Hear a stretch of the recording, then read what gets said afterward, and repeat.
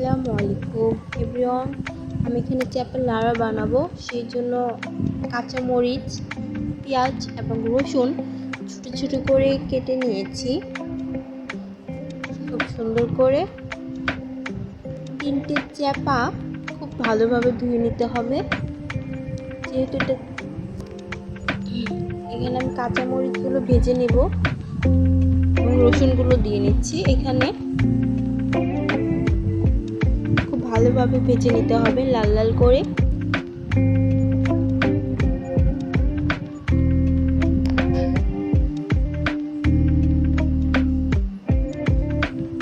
এখন পেঁয়াজটা দিয়ে নিব। পেঁয়াজগুলো খুব ভালোভাবে ভেজে নিতে হবে।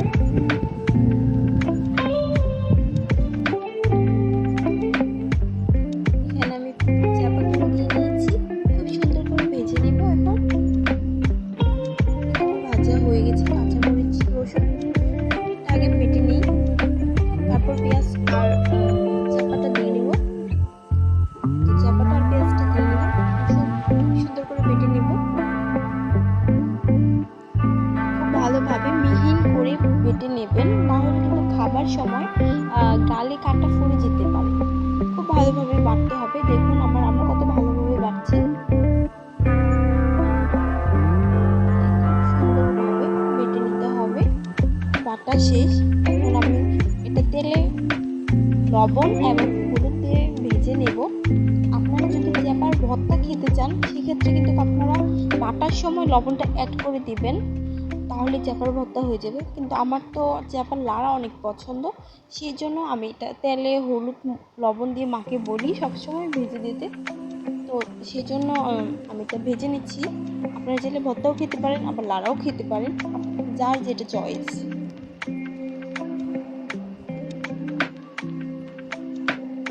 এই তো আমার হলুদ দিয়ে নিচ্ছি, লবণটা আগে অ্যাড করে দিয়েছিলাম। আপনারা আপনাদের স্বাদ মতো লবণটা অ্যাড করে দেবেন।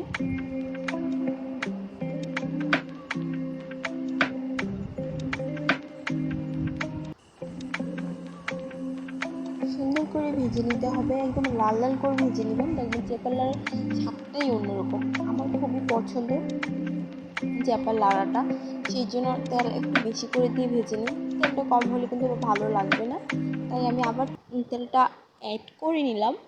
আপনারাও খুব ভালোভাবে তেলটা একটু বেশি তেল দিয়ে খুব ভালোভাবে ভেজে নেবেন, তাহলে খেতে খুব স্বাদ হবে।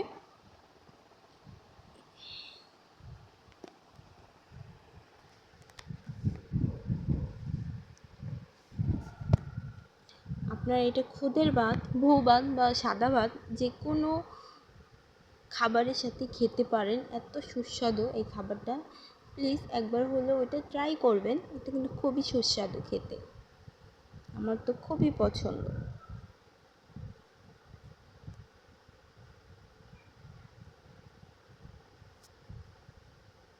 এই তো ভাজা হয়ে গেছে। এখন এটাকে ফ্রিজে ঢেলে নিচ্ছি। দেখুন খুব সুন্দর কালারটা এসেছে। ঠিক এভাবে ভেজে নেবেন।